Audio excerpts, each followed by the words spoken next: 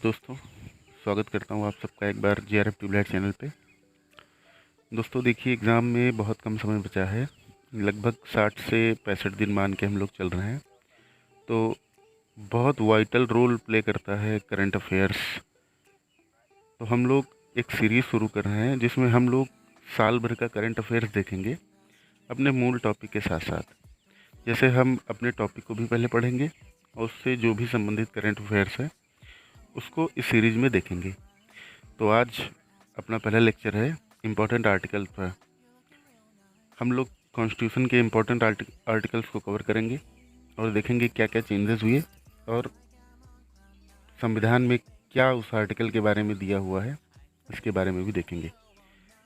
तो चलिए हम लोग शुरू करने से पहले एक और बात कर लेते हैं कि जिन्होंने भी स्ट्रेटजी को लेकर के वीडियो नहीं देखा है कि बच्चे इन 60 से 65 दिनों में अपनी तैयारी को कैसे बूस्ट करें या अपनी तैयारी को कैसे और अच्छा करें या कैसे स्टार्ट करें किसी भी एग्ज़ाम को, वो वीडियो आपके हर एग्ज़ाम को लेकर के शूट करेगी।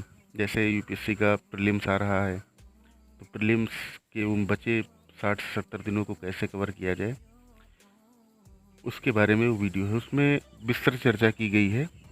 तो वीडियो आपको इसी चैनल पर मिल जाएगी और उसको एक बार ज़रूर देखिए, तब आप अपनी तैयारी को शुरू कीजिए। उस वीडियो को आप देख लेने से आपकी लगभग समस्याएं सॉर्ट आउट हो सकती हैं। तो चलिए दोस्तों, अपनी वीडियो को शुरू करते हैं बिना किसी देरी के। पहला हमारा इम्पोर्टेंट आर्टिकल है article 80 clause A sub clause A. हाल ही में जो चीफ जस्टिस ऑफ इंडिया थे रंजन गोगोई जी, उनको राज्यसभा का जो सदस्य है वो मनोनीत किया गया है। कैसे मनोनीत किया जाता है? आर्टिकल 80 का clause A sub clause A और 80 का क्लॉज 3 ये राष्ट्रपति को शक्ति प्रदान करता है कि वह राज्यसभा में कुल 12 सदस्यों को मनोनीत कर सकता है। किनको मनोनीत किया जा सकता है? जिनको literature, science, art, social service के संदर्भ में स्पेशल या प्रैक्टिकल नॉलेज हो। चार प्रकार दिए हुए हैं। पहला है लिटरेचर, दूसरा है साइंस, तीसरा है आर्ट, चौथा है सोशल सर्विस। हमारे एग्ज़ाम में कभी कभी पूछ लेते हैं कि इनमें से कौन शामिल है कौन शामिल नहीं है।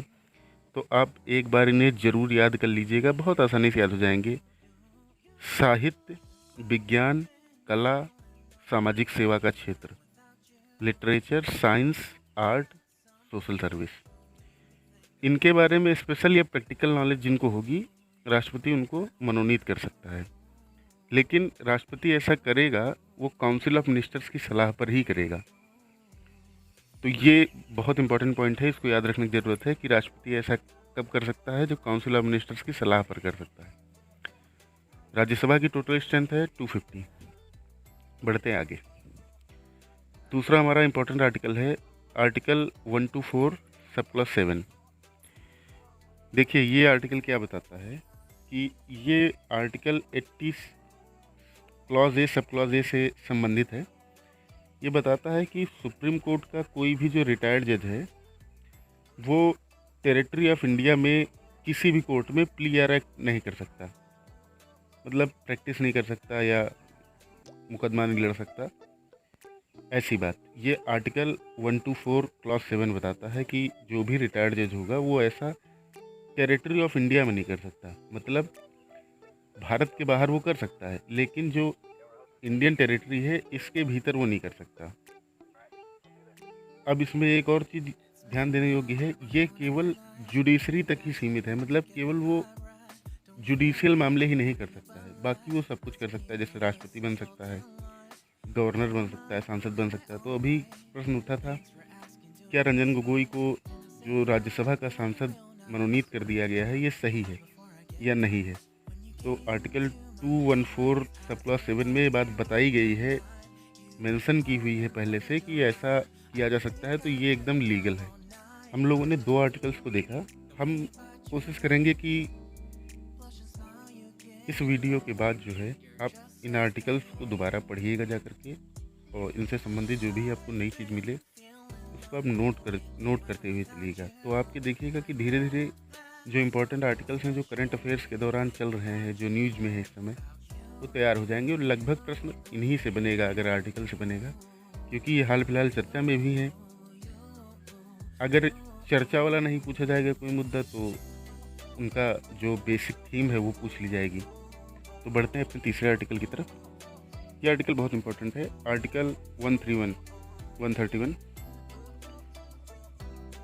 क्या कंटेस्ट है इसके बारे में हम लोग देखते हैं कि हाल ही में जो केरला गवर्नमेंट है उसने आर्टिकल 131 के तहत नागरिकता संशोधन अधिनियम के खिलाफ एक सुप्रीम कोर्ट में याचिका दायर की। आर्टिकल 131 जो है वो सुप्रीम कोर्ट का प्रारंभिक क्षेत्राधिकार है, मौलिक क्षेत्राधिकार है। क्या मतलब, क्या मौलिक क्षेत्राधिकार में होता है?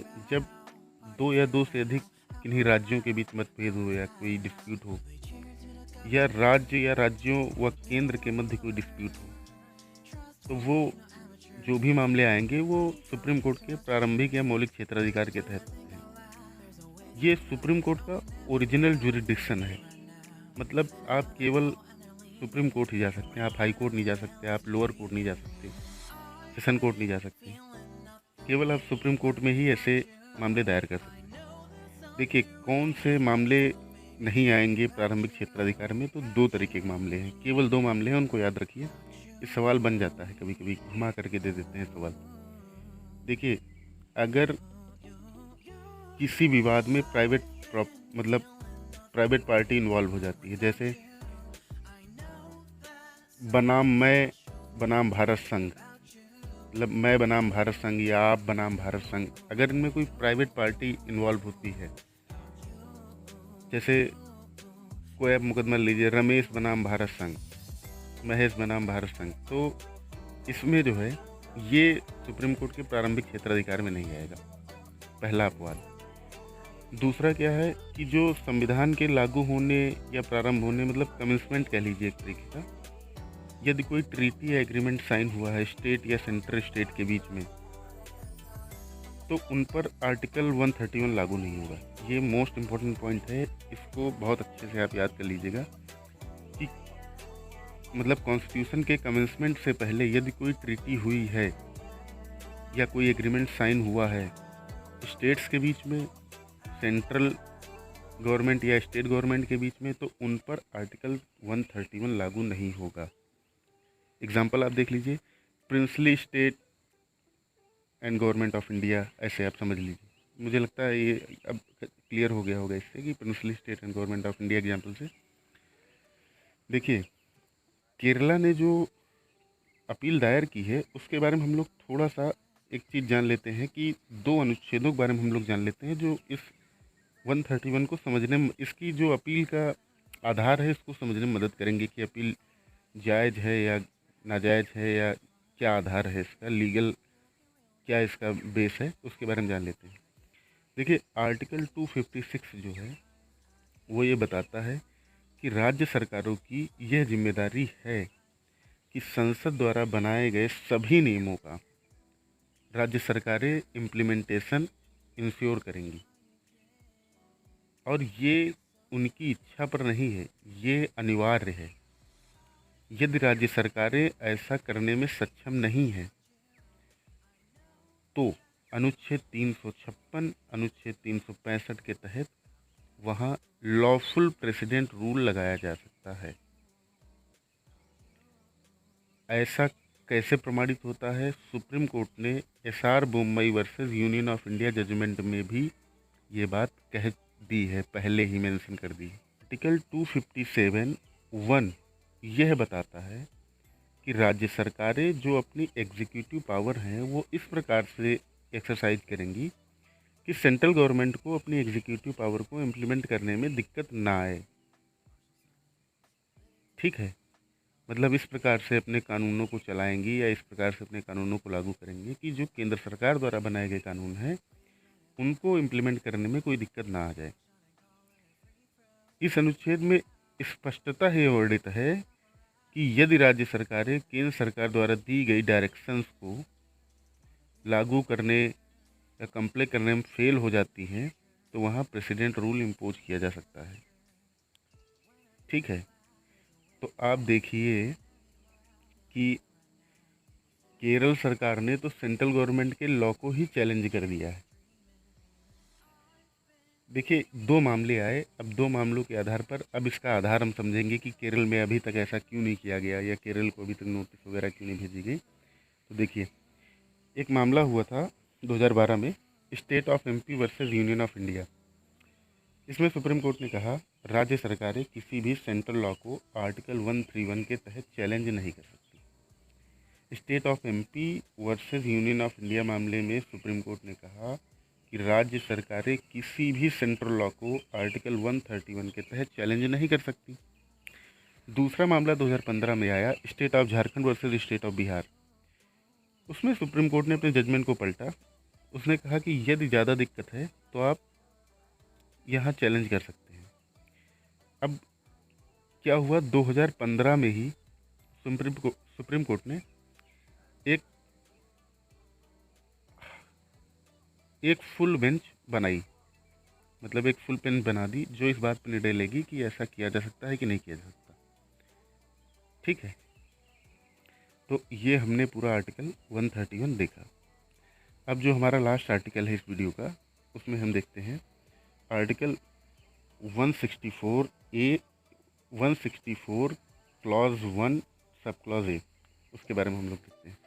देखिए, यह अनुच्छेद जो है हमें यह बताता है कि जो council of ministers in state का साइज होगा, वो टोटल नंबर जो मेंबर होंगे लेजिस्लेटिव असेंबली की उनके 15% से अधिक नहीं होगा।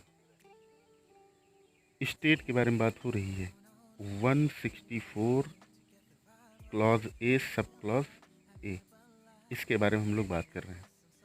क्या कह रहा है कि जो council of ministers in state, मतलब राज्यों में जो काउंसिल ऑफ मिनिस्टर का साइज होगा वो लेजिस्लेटिव असेंबली की जो सदस्य संख्या होगी उसका 15% से अधिक नहीं होगा, इंक्लूडिंग चीफ मिनिस्टर। ठीक है, इस प्रावधान को 91वें संवैधानिक संशोधन 2003 द्वारा इंट्रोड्यूस किया गया। ठीक है, ये भी पॉइंट याद रखने वाला है। ये कभी कभी संवैधानिक संशोधन से जो सवाल आते हैं उनमें से पूछ लिया जाता है। तो कौन से संवैधानिक संशोधन से आया? 91वें संवैधानिक संशोधन द्वारा। देखिए, इसमें एक अपवाद है। क्या अपवाद है? कि जो दिल्ली है वहाँ जो ये साइज होगा वो केवल 10% होगा। मतलब इसे देखिए, दिल्ली में 70 सीटें हैं, तो उनका 10% मतलब 7, इंक्लूडिंग केजरीवाल जी, मतलब 7 मंत्री होंगे उनके पास, इंक्लूडिंग केजरीवाल जी। ठीक है, तो आई होप कि सबको वीडियो पसंद आई है, ये सीरीज़ पसंद आई है। यहाँ पढ़ाने से या यहाँ पढ़ लेने से ये टॉपिक आपको याद नहीं होंगे, क्लियर तो हो जाएंगे सारे कि हाँ ऐसा समझाया गया था, याद नहीं होंगे। इसके लिए आपको 2 चीज़ें करनी होंगी।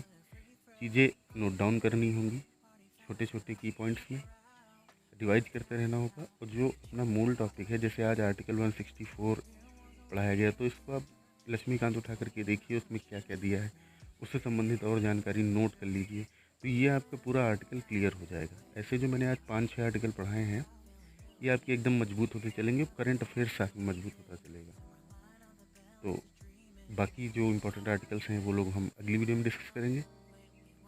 और ऐसी ही जैसे इम्पोर्टेंट जजमेंट्स पर, इम्पोर्टेंट कॉन्स्टिट्यूशन अमेंडमेंट पर, इम्पोर्टेंट ट्रीटीज़ पर, बहुत सारे जो करंट के इशू हैं, आईआर पे बहुत सारे इश्यूज चल रहे हैं, जो ट्रीटीज़ हो रही हैं, जो समिट्स हो रही हैं, इनके ऊपर हाल फिलहाल में जो भी घटनाएं हो रही हैं उनके ऊपर अब लगातार आपको रोज़ एक वीडियो मिलेगी जो आपके एग्ज़ाम के पॉइंट ऑफ व्यू से बहुत इंपॉर्टेंट होगी। तो उम्मीद करता हूँ कि आप सबको लेक्चर पसंद आया है।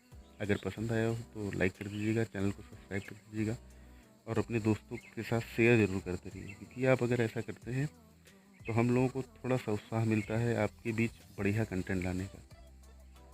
उम्मीद करता हूँ कि आप सब स्वस्थ रहेंगे, पढ़ते रहेंगे, मस्त रहेंगे। चलिए दोस्तों, थैंक यू सो मच।